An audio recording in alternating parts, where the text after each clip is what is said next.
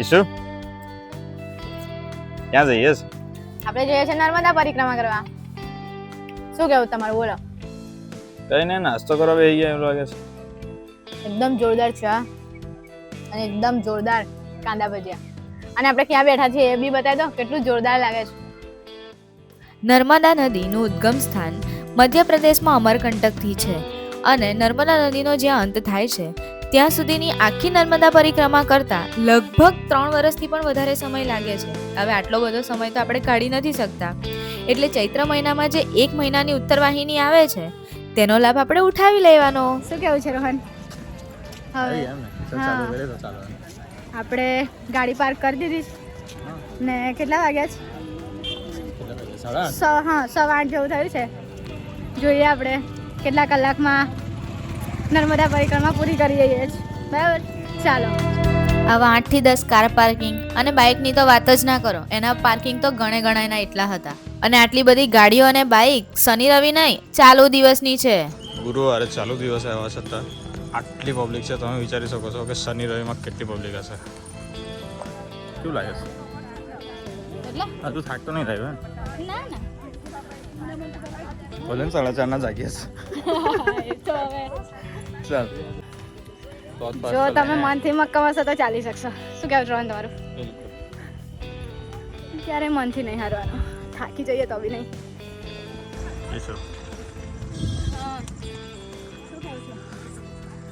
કેવું લાગે? મજા આવે છે? અરે મને મજા આવે છે.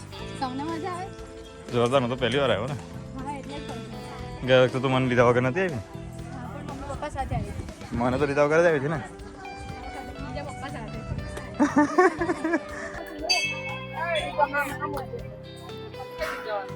શું કેવું રોહન? આપણે રસ્તામાં આંબા બધા બહુ જોયા હે ને, અને Yes. કેરી પણ બહુ જ બધી લાગી છે. હા. અને નર્મદા પરિક્રમા કરવા આવ્યા છે તો હું તમને જણાવી દઉં કે રસ્તામાં એટલા બધા લોકો એવા છે જે બહુ જ સારી શું કહેવાય સેવા આપે છે. ચાલો તમને બતાવું. આટલી બધી પબ્લિકની વચ્ચે પણ લોકો સેવા તરીકે ગરમ નાસ્તો, ઠંડો નાસ્તો, છાશ, શરબત અને ફ્રૂટની પણ વ્યવસ્થા રાખે છે. ગાઈઝ, અહીંયા છે ને લોકો બુંદી ગાંઠિયાની સેવા આપે છે. પ્રસાદ છે. તમે અંધારું જોઈને અંદાજો લગાવી શકો છો. રાત્રિના લગભગ 9:30 વાગ્યા છે અને પબ્લિક જુઓ. આનું નામ છે શ્રદ્ધા. હવે આપણે અહીંયાથી નીચે જઈશું ને હવે આપણે નર્મદાના કિનારે પરિક્રમા કરવાની છે. ચાલો. દર્શન તો આપણે અહીંયા ઉપરથી નીચે આવી ગયા. હવે આપણે આ સાઈડ જવાનું છે. પછી પેલી બધી લાઈટ દેખાય છે ને, અહીંયા મસ્ત આમ કૃત્રિમ પુલ બનાવેલો, તો અહીંયાથી આપણે નદી ક્રોસ કરી લઈશું. પછી હમણાં જેવું ચાલીને આવે એવું પાછું ચાલવાનું છે. અને પેલી બધી લાઈટ દેખાય છે ને, અહીંયા આપણે બોટમાં બેસીને નદી પાર કરવાની છે. આપણી પરિક્રમા ત્યાં પૂરી થશે. હવે આપણે નદીના થોડાક નજીકથી દર્શન કરીશું. મિત્રો, આ ઉપર સરસ ચાલવા માટે પાથ બનાવેલો છે, પણ મારા વાળીને નીચે ચાલવું છે. કેમ કે વિડીયો બનાવવામાં લોકો આગળ નીકળી ગયા હતા, તો અહીંથી ઓવરટેક મારી લઈએ, ઇઝી પડશે. તમે આવું બધું કહો છો, પણ લાઈફમાં કોમ્પિટિશન તો હોવી જોઈએ ને. તો અમે તો નર્મદા મૈયાના નજીકથી દર્શન કરી લીધા અને ધીમે ધીમે આગળ વધવા માંડ્યા છે. રોહન, આપણે આવી ગયા છે. અહીંયાથી હવે ચાલીને આપણે નદી ક્રોસ કરી લઈશું પુલ પરથી. અહીંયા આરામ કરવાની બી જગ્યા મસ્ત બનાવેલી છે. ચાલો રોહન, નર્મદામાં અહીંયા દેખો, અહીંયા ફોટો મૂકેલો છે. આપણે અહીંયાથી દર્શન કરી લઈએ. બોલો નર્મદા મૈયાની જય.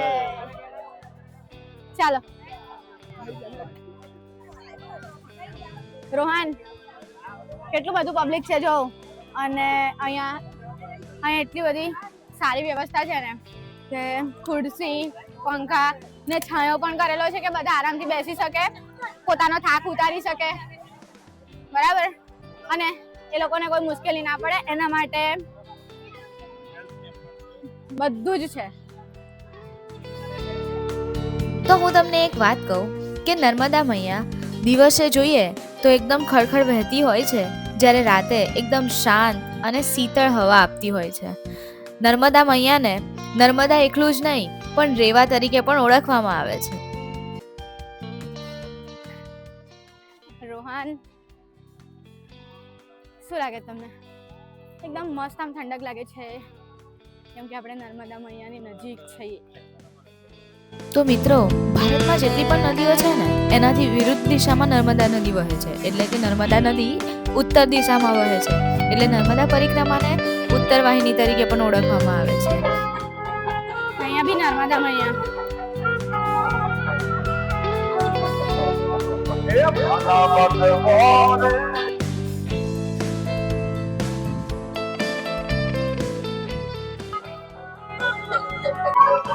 રોહન, બધા જ શ્રદ્ધાળુઓ એકદમ ભક્તિભાવથી પરિક્રમા કરી શકે એના માટે બહુ સારી યોજના કરેલી છે. શું લાગે તમને? જોરદાર પોલીસ છે, એમ્બ્યુલન્સ છે, બધી જ વ્યવસ્થા જોરદાર છે. અને બધા એકદમ ખુશીથી એમની સેવાઓ આપે છે.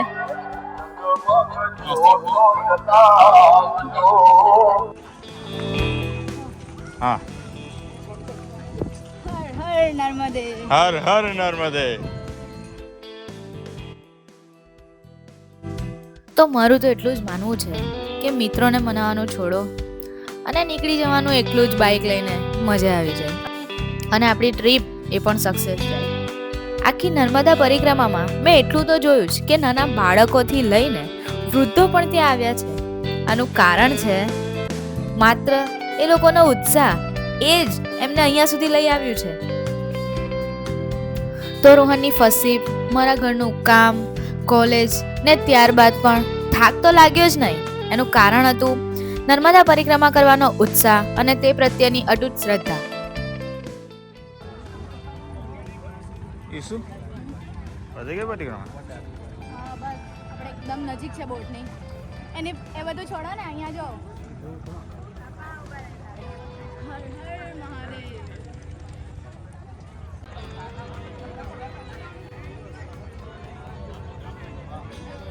ઈસુ શું જોયે છે? હું જોઉં છું શિવલિંગ. રોહન, આ બધા શિવલિંગ છે ને નર્મદા નદીમાંથી મળે.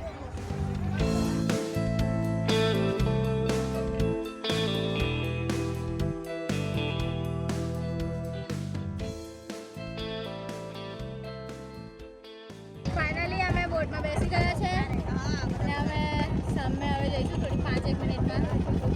એટલે અમારો ટાર્ગેટ પૂરો